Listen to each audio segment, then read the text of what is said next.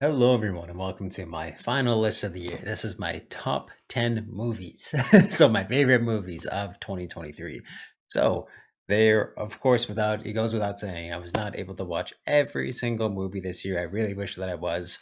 The three most notable ones that I really, really wanted to watch, and I feel like they had a lot of potential to make my top 10, would have been Monster, The Color Purple, and The Zone of Interest. All three of these are not playing in my city and never have, and I haven't found any other alternative way to watch them. So, of course, I got at a bit of loss with these three, but those are the three most noticeable ones. But of course, if there's anything that I missed this year, please leave it in the comments, and I would love to explain why I didn't make my list, or by chance, watch it. And maybe it'll make my again too it'll go into my list after this official one that I put out. And again too, these are just my most favorite movies, the ones that resonated with me the most, the ones that I just really thought were the best made movies of the year. And again too, like I said, just resonated with me the most. So I'm going to start off with my honorable mentions here first. And these ones are in order too. So I have honorable mentions and dishonorable mentions. They're in order as well. So I have Maestro, which you'll find on Netflix. I thought this was absolutely great. Bradley Cooper does an amazing job directing and acting within this one. All the supporting cast is really, really good. And again, too, I just thought it was an amazing journey of this life that, again, too, had a lot of strife, a lot of so much. You just, again, too, you really get to understand the character and his full life and his full rise and fall again too without the entire movie. Again too, it's very, very great. There was The Artifice Girl, which I thought is probably one of the greatest indie films I've ever seen. It's very, very low budget. It's really based just around four conversations, and again too, basically throughout the entire life career of one man. And I thought that was absolutely fantastic and amazing, and it has a really, really good and interesting premise that they leave nothing on the table again to dissecting. It's very, very well done.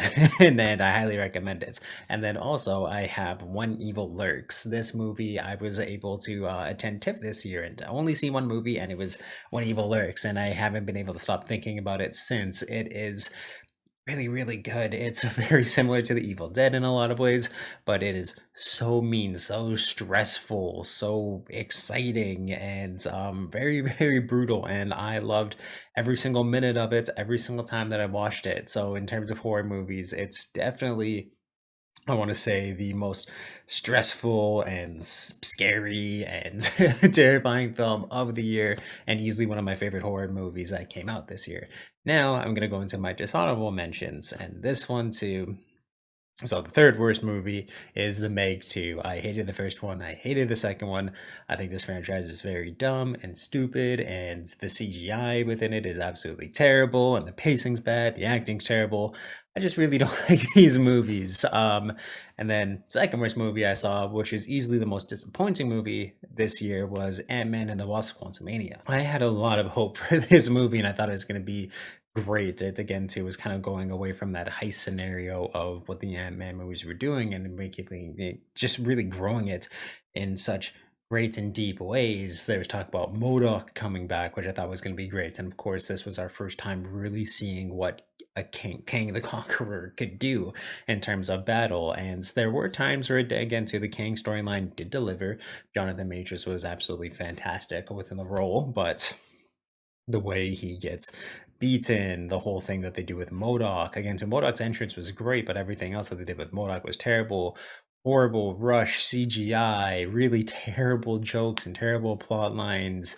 I'm Darren and I'm not a dick is gonna stick with me forever as the worst Marvel line of all time. There's a lot of really, really just horrible things that this movie did. It was way too short. It's again to all the great setup that Loki did with Kang just basically got tossed out the window with this movie. And so, yeah, it was just a really horrible setup. And I think too, the more and more I think about it, it just ages worse and worse and worse in my mind. And now the worst movie I have of the year is Winnie the Pooh, Blood and Honey. They're making a sequel of it. There's so many really terrible spin-offs and it's like Grinch movies, horror Bamber movies now that are spawning from this one. It was decently successful, and I just really wish that I could remove it from my mind because it's absolutely terrible. Some of the only things it has going for it is the kills are pretty gruesome and brutal, but again, too, there's just no heart to the movie. It's just senseless. It makes no sense. It's dumb. The costume and the acting and everything like that is absolutely terrible. And yeah, I will not be watching the I will definitely not be watching the sequel when it comes out. It's because one was enough. One was enough for me. All right, so now that we get the honorable mentions and the dishonorable mentions out of the way, let's get into the top 10. So at number 10, I have Talk to Me.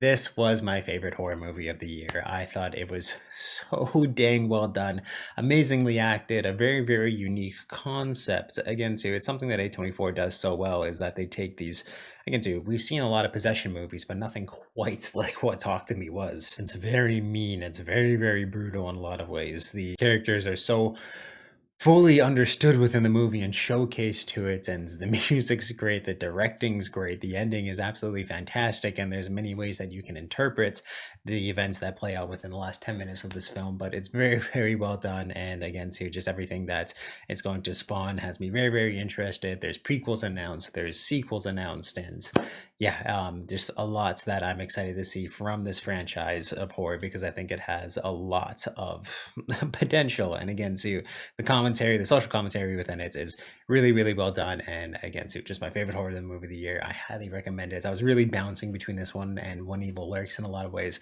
but I just found the writing in this one and the acting within this one is just so damn good that it had to be in my top 10. So at number 9, we have Anatomy of a Fall. This movie, too, was just absolutely incredible. I think it's probably one of the best, if not the best, courtroom drama that I've ever seen in my life. It's really, really well articulated and thought out. The case itself and the acting just blend together so damn well, and it's so gripping and so interesting. And again, too, it's so grounded. It's really, really well done. I feel like the only fault that you could find within this is, of course, the prosecutor is very against them, and he's kind of the one character that's not kind of changing throughout the movie. He just again, too, like your typical villain within a courtroom drama, but like it's still absolutely so well thought out and damn near flawless in everything that it does in its execution. And I'm pretty certain it's going to be nominated, but again, too, could very well win for Best Actress, because yeah, the performances within this movie are really, really well done and incredible. And number 8, and this is the one and only comic book movie I have on here this year, is Across the Spider-Verse. I was so excited to see this one, and it's exceeded all my expectations. Again, too, the world building within this is absolutely amazing. It's one of the best sequels that I've ever seen in my life. It's again, too, just all the detail. It's so damn good that I don't even think it sets a standard for what animation should be, because of just how above and beyond that they went with everything, all these little details and Easter eggs and things like that that they were able to put into this movie, while making an extremely gripping story that's polarizing in a lot of ways too, and just has amazing setup for future movies. Is something that gets me really, really excited about. Again, too, as I said, in my most anticipated movies, if Beyond the Spider-Verse still had that hard 2024 release date, it would easily be my number 1, because of the amazing setup that Across the Spider-Verse was able to, again, to pave the way for this movie. And number 7, I have Godzilla Minus One.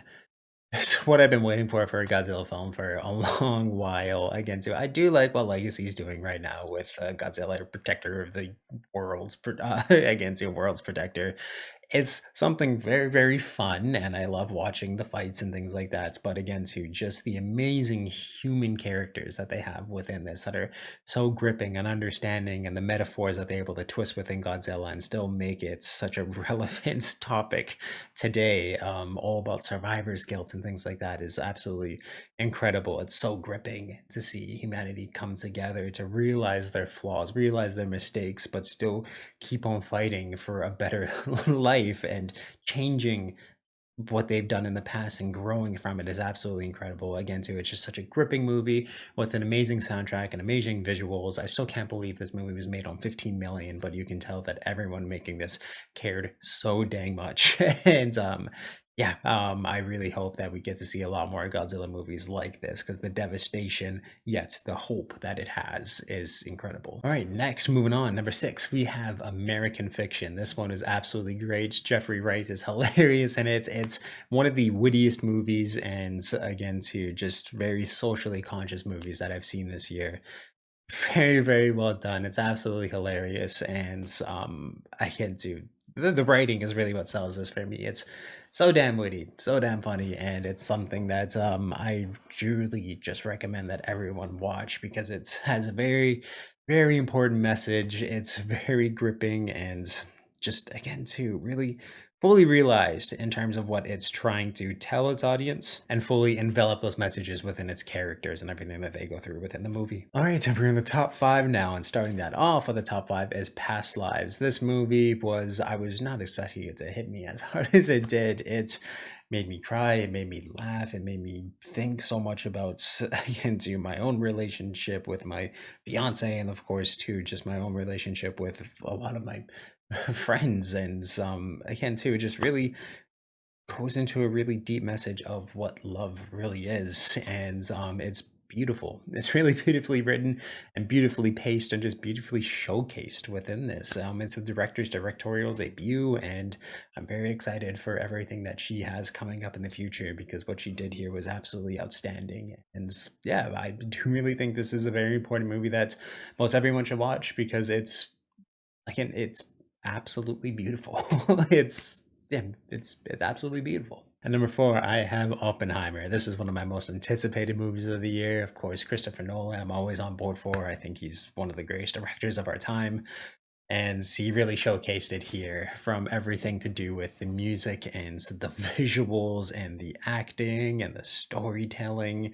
Again, to just a lot of, I still think it has probably the best ending to a movie this year. It's really well done, and the twist is so well thought out. And again, too, just how everything centers on that one conversation is absolutely brilliant. The casting for this, again, too, like I said, is nothing short of incredible. Everyone eats their part up and does an amazing job in terms of the delivery. And Christopher Nolan knew exactly how to use them and when to use them. Again, to the visuals within the Trinity test and the way that the audio cuts out, again, to audio design, everything within this movie was pretty damn near flawless. It's really well done. A lot of people can argue that the pacing within the first little bit is a little off kilter, but what it builds to and what it does with its conclusions is absolutely incredible. And again, see one of the biggest movies of the year and one of the best. All right, so number three, I have The Holdovers. Paul Giamatti within this was absolutely great, and it is such a very beautiful and kind of small story that is just very heartwarming. And again, too, it's a little bit of a slice of life kind of movie, but it's so the emotions that they go into are really incredible. The experiences of the characters that they go into are really incredible. This is definitely a year where movies really fully utilized and realized their characters and really showcased a lot of great writing that I just found was absolutely incredible. And The Holdovers is a very good one for that. So I wish I could have recommended this one earlier during the holiday season because that is a big center point of this movie. But it's if you get the chance to watch it, it's very heartwarming. It's very beautiful, and it is well worth your time. It's really good, and I had a lot of laughs within this movie. I really think that's American Fiction definitely made me laugh the most, but The Holdovers was very close in doing that to me because the humor is just so genuine and very hilarious and funny. So do highly recommend The Holdovers. All right, so the penultimate that I have here, number two, is The Iron Claw. Love this movie so much. The acting, it's absolutely incredible. Zac Efron gives one hell of a performance. Jeremy Allen White gives one hell of a performance, and just the way this movie shifts in terms of its tone is something really incredible. The way that they did it. Again, too, fully realizing its characters and fully utilizing them to absolutely beat down the audience in a lot of ways.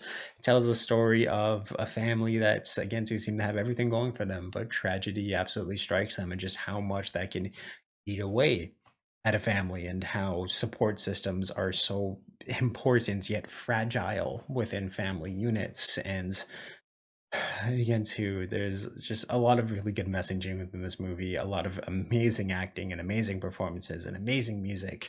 That's again, too, it's just very important. Again, too, it's a little bit of a isolated story, but that's what makes it so impactful in a lot of ways. And yes, it had me in tears. It had me crying near the end of it. Got a little teary at some points, and there was one point that absolutely just hit me so hard. That's yeah, my fiance and I in the movie were tearing up and crying, and it was definitely one that we've been talking about ever since we saw it about 2 weeks ago. And yeah, it's highly recommend it, but again, to be ready because it is one of those movies that will destroy you emotionally if you really invest yourself within it. All right, and coming in at number one, it is John Wick 4. This movie is absolutely everything that I would have wanted from a John Wick movie, but again, to just an action movie, from again to the incredible visuals and fucking incredible directing within this movie. There's some sequences that I was looking at it and I was like, this dude's my favorite director of all time. It's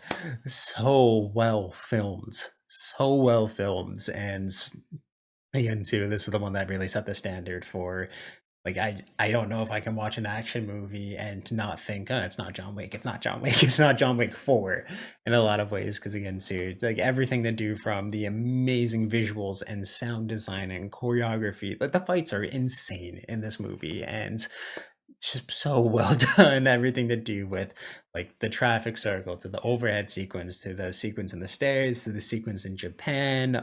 Like again, to just everything's absolutely incredible, and all the music choices that they're able to do, even bring back soundtracks from the original John Wick films, I found was so fun and so damn enjoyable. Keanu Reeves is amazing. All the supporting characters are amazing. Love Bill Skarsgård within this movie. It has one of the most satisfying endings to a movie of, well, the entire year, but an amazing way to end the franchise if this is the way that they want to go ahead and end it. And I think that it would be a great place to do it. Not that I'm saying I don't want more John Wick, but it was absolutely incredible. It got me so excited to watch The Continental this year. It gets me very excited to watch Ballerina, which is going to come out, I believe, in June. And man, it's so much to love about this movie. Again, too, it's just absolutely flawless. Nothing I would change about it. Everything I want from an action movie and everything I'd want from a John Wick movie all rolled into one. So yes, absolutely number one. It's perfect. It's absolutely perfect. All right, so that is my top 10 of 2023. So absolutely loved all these movies. Highly recommend all of them. And of course, in the comments down below, please let me know which movies I missed or what your top 10 was, of course, because I'd love to see those lists too and hear why you love them so much. So again, so leave those all down in the comments down below. And of course, thank you in advance for liking this video and subscribing and making this community even more amazing than it is already. I can't wait to watch all the movies coming out in 2024 and bring this list back to you guys again in a year. And I can't wait to watch again to Monster, Color Purple, Zone of Interest. I still really want to watch these movies and see if they can sneak my way into the list. But yes, awesome guys. Thank you for watching.